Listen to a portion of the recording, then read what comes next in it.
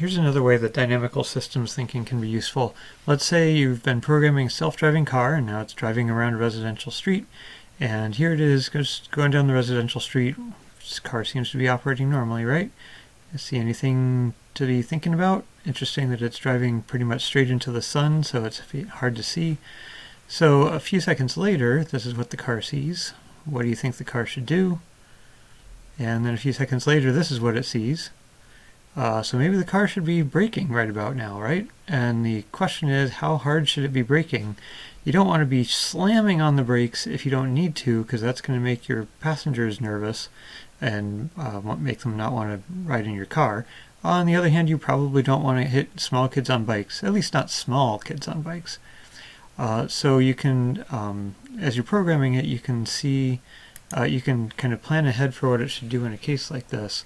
So here we've got a situation where the car is at, let's say, negative 15 meters, and we'll put the origin at the bike or the person that we want to stop before we hit. So here's our position. Let's say our velocity is 11 meters per second, which is somewhere like 20-25 miles an hour. So residential street speed. And let's say we're the car decides to decelerate at 4 meters per second squared. Where will it be a tenth of a second later? Well, we need to use a basic equation that you've probably seen before: distance equals rate times time, right? Or velocity times, you could say, change in time. And that's distance traveled, not position. So we'll say distance traveled, and new position equals old position plus distance traveled. So we can put a formula here that says my new position is my old position plus my velocity times how much time has happened from the previous row to this row. And here I've already computed that. It's called dt. You could think of it as standing for delta time. So in a tenth of a second, we were going 11 meters per second, so we've gone just a little bit, and we're now closer to that x equals 0. You can see the formula for dt here. It's just simple subtraction. So that takes care of our position, but then how does our velocity change?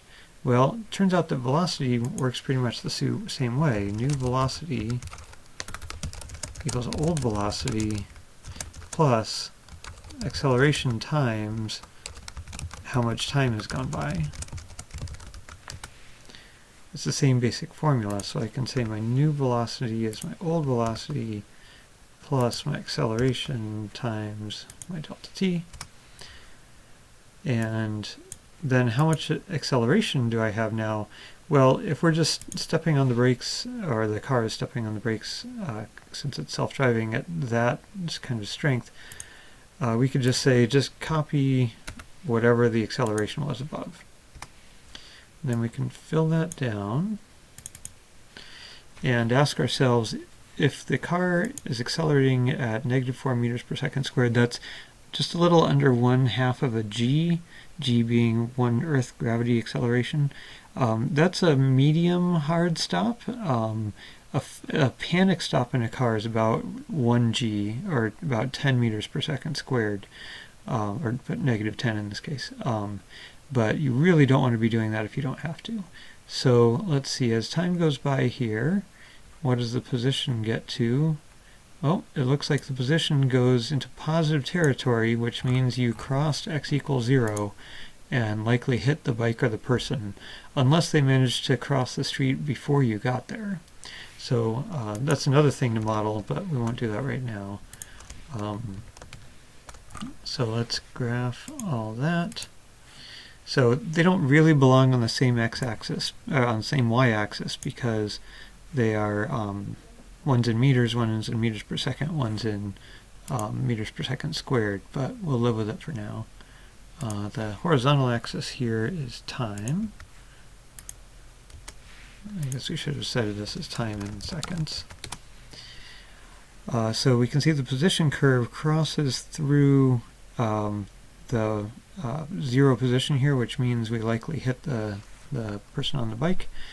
So what we could do is say, well, we need more acceleration, more braking, right? So we could change that to -5, and if we do that, then we don't hit the person on the bike, at least not in our predicted sense. So that's good. So maybe the car could adjust this parameter real quick and decide how hard to brake, and brake that hard until we come to a stop. One thing you might notice here is that our acceleration is constant even when our velocity has hit 0, but then we're pretending that the car is still accelerating at -5, so we're actually putting it in reverse almost here, which isn't quite realistic.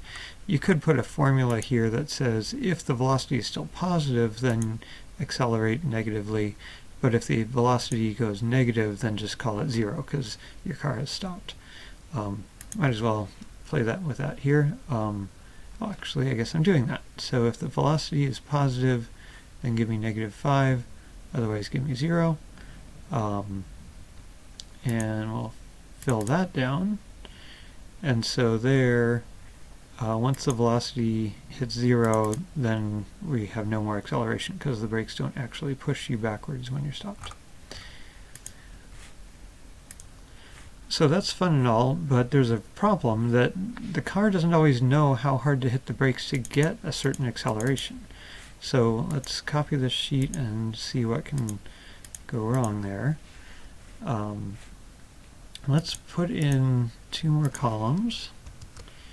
So we'll have the planned acceleration, but then any uphill, downhill, or wind-based acceleration. So we can say, let's just put this over here. So this is what the car is kind of planning to do, but let's say we're actually going downhill a little bit. And so even if we weren't using the brakes or the gas, we would be accelerating a little bit. And then the overall acceleration is the sum of those two. And I can fill that down. We shouldn't be accelerating faster and faster, at least not that much. So we'll do that, and then when we update the velocity, we have to use this final acceleration. We'll call that, or overall acceleration, you could say. So here the car is kind of planning to do one thing, but then that's not exactly what happens because it doesn't know that it's on a hill, for example. So in this case, we would still end up stopping before we got to the person. But if we had tried to be a little bit less aggressive on the brakes here, like -4.5, that would stop before it gets to the person. But if we did that here, we would still cross 0 and end up hitting the person.